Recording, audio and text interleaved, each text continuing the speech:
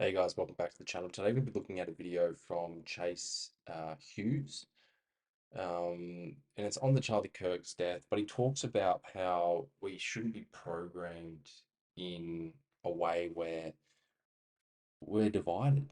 Essentially the people, the billionaires, the one percenters, what are you going to call them? They are the ones calling the shots. They want the wars funded by the banks. And in this video, he'll explain more in depth, in detail. But if you're liking the content that I'm putting out, please consider liking and subscribing. It really helps with the algorithm and will boost this channel so I can do more of it. But anyway, I will start the video for us right now.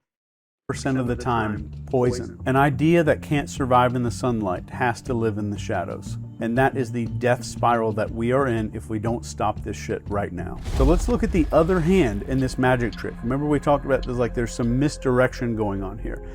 For decades, the press, the media was supposed to be our watchdog. They're gonna find all the facts. They're gonna hold the powerful accountable. They're gonna keep people informed. And again, you can see this with your own eyes. It's not right versus left. Look closely at the media. It's not right versus left. This is darkness versus light. The media is a circus tent with a lot more in common to a casino. This is a propaganda machine just churning out outrage. Let me just tell you exactly how this works. Facts are boring to people.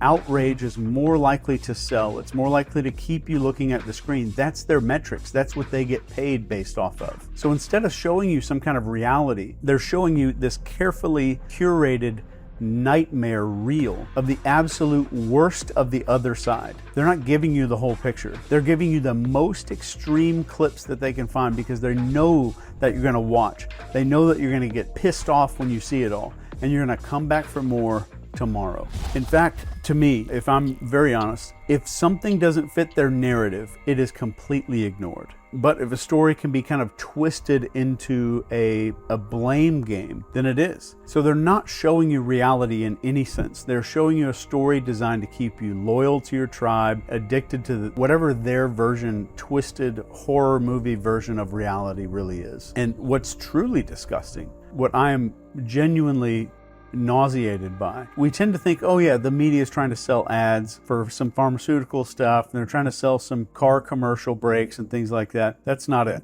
This is more about distraction. The reason is, while they get you frothing at the mouth over some clip of a protester screaming nonsense, the real enemy to all of us, these entrenched people that you have nothing in common with whatsoever, who decide the narratives, they bankroll politicians, and they write the rules, and you know that they win no matter who wins, right or left. You know that they're the ones getting the checks. They're laughing at how stupid we are. So let's stop with the doom and gloom for a second here. And let me just kind of bring this back. If you strip away all of the slogans, all the hashtags, the little talking points of the media, what do regular people want? What do regular people, you and your neighbors, even the people that voted differently than you? We want our kids safe.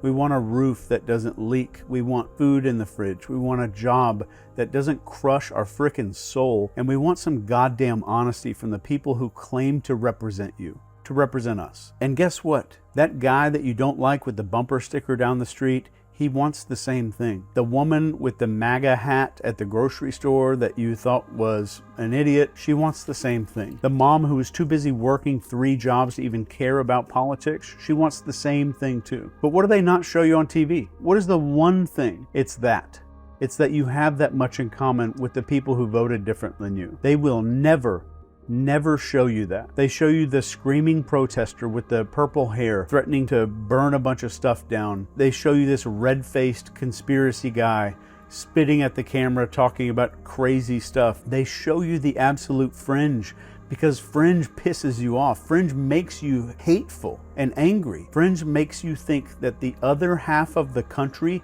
has lost its freaking mind. There are absolute real studies on this. There's hard data proving that these algorithms and the media deliberately push exactly what's going to piss you off. Because the more enraged you are, the longer you're going to stay hooked. And they're literally feeding you a diet of enemies instead of neighbors. They're programming you to see the world through some kind of warped carnival funhouse mirror, where these loudest, weird-ass 1% of extremists look like 160 million people, and it's not.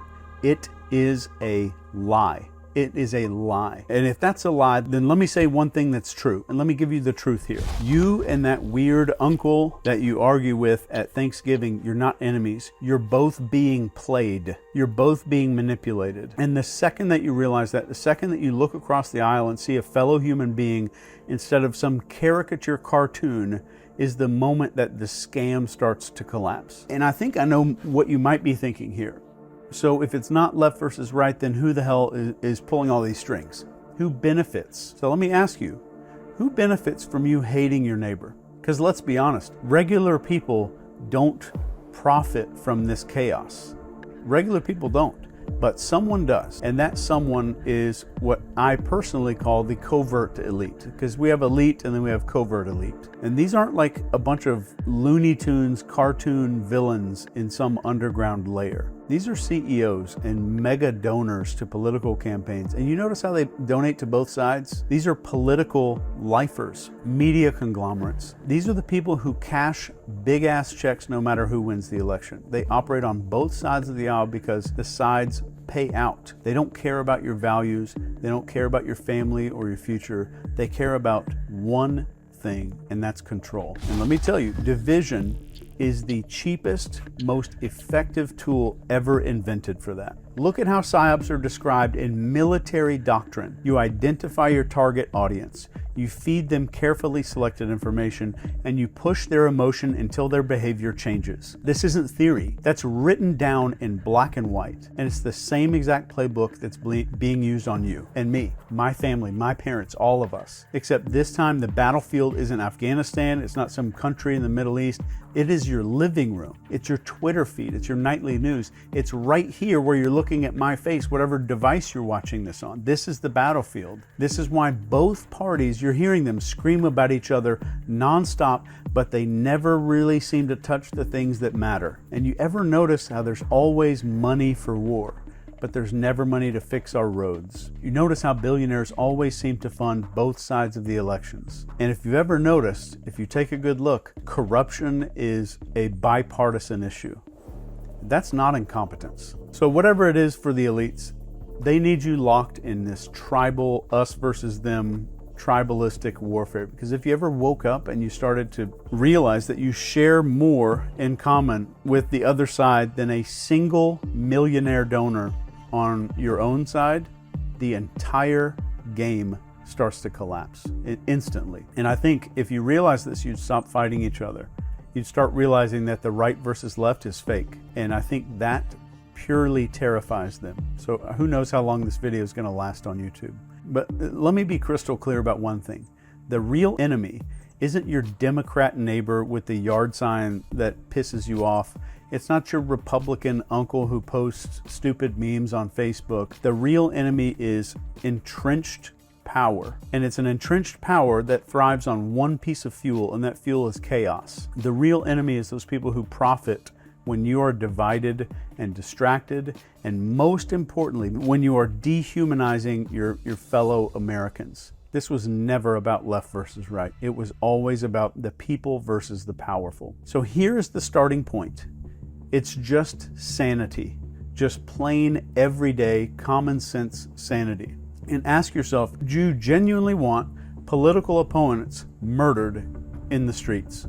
Do you want your neighbor dragged through the mud because they voted differently? Of course you don't, because you're a sane human being. And that means that you're okay. And sanity right now is the most rebellious act that you can commit in this country for right now. Sanity is refusing to let CNN or Fox News or Twitter decide who your enemies are. It's looking across the aisle that's probably imaginary and saying, you know what, I disagree with your ass, but you're not the devil. Sanity is truly openly saying violence is not politics. Violence becomes the death of politics. And true sanity is seeing just the weird idiots on the news and realizing that's not the norm. That is a cartoon.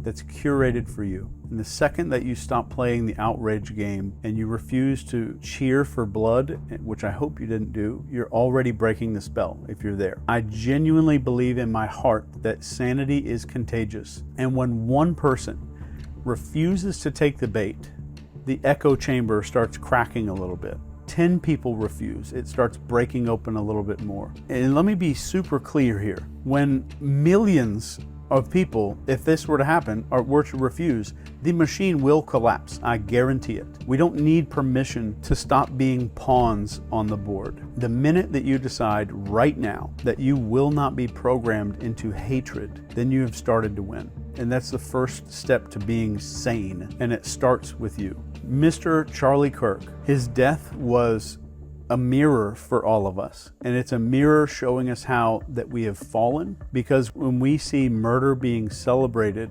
when we see neighbors that are treated like enemies, that's the signal. And I think the good news here is that the machine only works if we feed it. It only runs on our clicks and our outrage and our willingness to see half of this country as a horrifying monster. If you starve this, it's going to die. It's as simple as that. Just think about your neighbors. Look at the people around you. Your neighbors, your co-workers, the parents at your kids' school. Do they really look like these dipshits that you see on TV and on social? Yeah, there you go. That's Chase Hughes. I just wanted to show that excerpt from that video. I found it really interesting. He speaks very well on the matter, and they want us divided. They want us as a commodity to be easily swayed. And right versus left is all fiction. It's not real. It's a psyop, essentially, designed by these politicians and higher up entrenched power lords. And what he was saying there about, we don't want to humanize each other. We don't want to do that. We need each other to stand together.